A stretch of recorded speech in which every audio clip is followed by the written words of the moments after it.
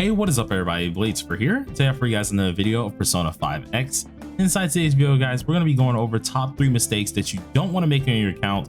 Make sure, of course, you don't break up your account here. So if you guys are interested in this, be sure to sit back, relax, and enjoy the video. And as always, hit that like button, hit that subscribe button. It really does help me out quite a lot, and you guys have already been doing amazing. So thank you guys once again with that. Now, this is going to be a couple things. I'm going to have a few videos like this. It's going to be going over mistakes here, which I will have them most likely in a playlist inside of a little bit of a guides for beginners playlist as well, which will have a lot of my other previous videos in there as well. So look forward to that. But regarding this one, this is just going to be 3 tips and like pretty much things that you want to try and avoid to not break up your account. If you guys don't know the term break up pretty much for your account here, it's pretty much just make sure you can't do anything. So for some of you guys who are new to gachas here, at this point in time, let's say you make a mistake here, but you hit a wall. Now that you made this huge mistake, you can't really do anything. That's what we mean by break up your account. Pretty much you don't want to hit that wall where you physically can't do anything early due to some bad mistakes you ended up doing on your account. So here's some 3 that you pretty much don't want to focus on, or at least want to focus on not making that mistake too. Number 1, going with the banner system. Now the banner system here is kind of iffy to talk about here, mainly because I'm unsure if you guys are going to get how we had to get our banner system first and then eventually get the double banners here or not. And what I mean by this is because I want to say before Futaba came out, we never had the guarantee banner. We only had the 50/50 banners. So I'm not sure if on global you guys are going to have that same treatment where you won't have the guarantee banner off rip until after Futaba, and then you will get the guarantee banner. Who knows? I'm just going to say it like this. Let's say day 1 you both have the 50/50 banner and the guarantee banner. Don't make the mistake and think both of these banners share the same pity. If you are summoning on the guarantee banner, the only other banner that it will actually share this pity with is another guarantee banner. So for example, since we do have this one down here, as you can see, it has the 50/50 side and the guarantee banner. If I do 30 pulls on the guarantee banner, it will only transfer to another guarantee banner with the said same 30 pulls. Don't make the mistake and think, okay, I use 70 pulls on here, I can go ahead and go to the 50/50 banner and I have 70 out of 80. So my next pull is obviously gonna give me that character. That's not how that works. Both the 50/50 banner and the guarantee banner do have different pities, of course, because they are different systems. On the 50/50 banner here, you do have an 80 pity and higher rates, while on the 110 banner, aka the guarantee banner, you guarantee your character at no matter point here. Like let's say you get a 5-star, no matter what, it's going to be that character, but do understand it's lower rates with a higher pity. But at the end of the day, guarantee yourself that character if you do pull a 5-star out of it. Don't think that these are exactly the same. Please don't make that mistake. There are a lot of people who ended up doing this and thought, well, since I spent like 30 over here, obviously, or like 60 over here, obviously it's gonna go to the guarantee banner and I can continue from there. Don't think that. Bad mess up. It can break up your account, especially if you accidentally are summoning on the wrong banner. So truly be wise about thinking about this here, especially when it does come down to summoning. But it's one of the least mistakes that a lot of people end up making, or some people end up making. Decide beforehand before you at least summon on these guys. Now the next mistake that a lot of you guys are going to probably more or less do here is going to go down to at least the characters. Now I know what you're thinking. Lots of characters, amazing characters to get up. I want to get them all up, of course, right? I want to enjoy every last character. Now you can very well do this, but I would say hold off on doing this at the beginning of the game. Reason being at the beginning of the game is because you want to try and focus on that one team to at least get up, mainly because by doing so you can clear more content, get to more of the story things, and unlock more things such as confidants, side stories in general that can help you get EXP and different gems out of that, and then more events unlockable through different level caps and things of that nature. If you go ahead and only focus 4 characters, that allows you to utilize majority of your EXP and the majority of your materials in general to really help out that one team and progress you further in the story and some of the side quest options. If you decide to spread your materials too thin, you could get yourself to a point where something that you normally would be able to beat alongside of other people, let's say like normally your account should be around account level 40, right? Let's say within 1 week you can hit level 40. Well, you're level 40, everyone else has a level 40 characters, but for some reason you're stuck at level 20s because you decided to upgrade a mass amount of characters. So all of your units are stuck at level 20. You don't want to get yourself into that aspect, because once you get yourself in there, it's going to be very hard to get yourself out.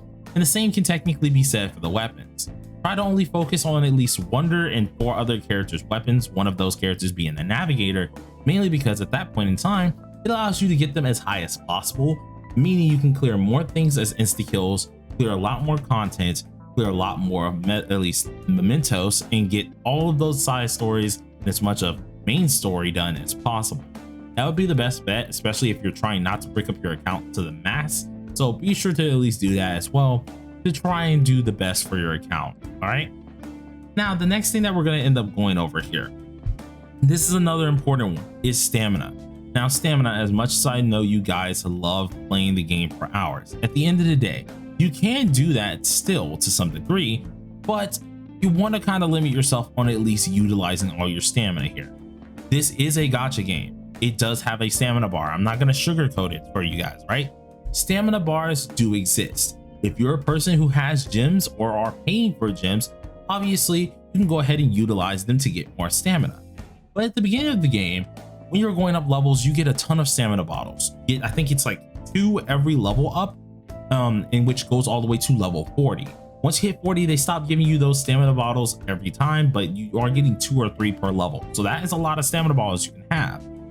Don't think at level 40 or just in general, I have to just use all my stamina bottles ridiculously. Don't do that, because if you do that, you're going to get yourself in a hole. And instead of completing things naturally and doing like side quests, mementos, and different things that are obviously going to get up your EXP to help you level up your characters, to help you progress further, using your stamina bottles so early, you actually get a lot less for your buck. And I mean, like, such as using them on the early dungeons. Well, if you would have just waited till you hit level 50 instead of using it at like level 30 or 40, you could have gotten yourself more of these bottles.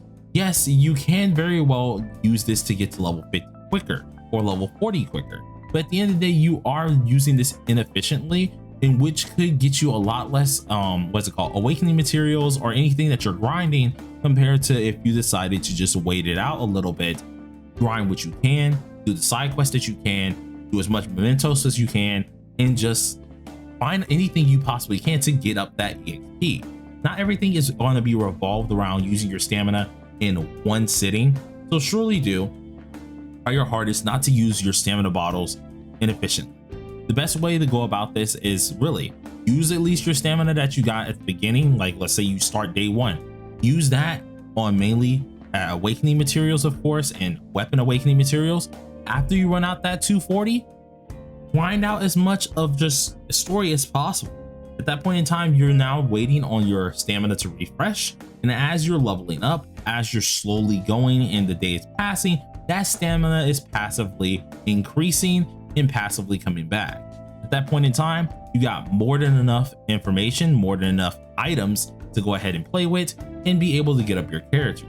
As I did say in at least the last video I did earlier this morning here, you want to make sure that you can knock out mementos. At the end of the day, you're getting a ton of EXP for it, getting a ton of items, get a ton of things that quite literally you can just get instead of having to grind with your stamina to do so.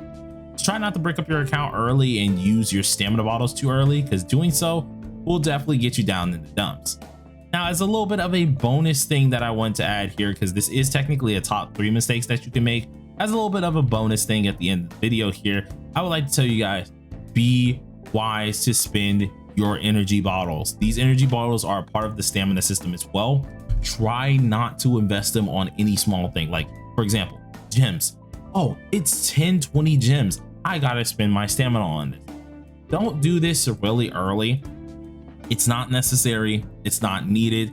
Try to at least only use your energy bottles on things that you need, such as social stats. Social stats are going to be the main deal for you guys who are really trying to like get up your confidence. And so you want to try to focus on this and then focus on like gold and money like that while doing that. Try to at least divvy up those activity points as much as possible. Don't wholeheartedly invest into one social stat. It's going to really backfire, especially when some confidants may require 2, or some confidants need other social stats such as guts or need kindness, instead of using like knowledge check, for example. So be sure to divvy those up pretty wisely. But anyways, this is going to be a little bit of a short video. It was just something that I wanted to do for you guys because a lot of you were asking about it.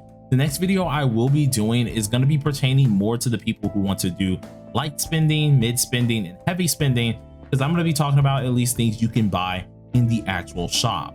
So for you guys, don't worry, I ain't forget about you guys as well. I'm going to be going over that very soon to show you guys what exactly is worth your buck.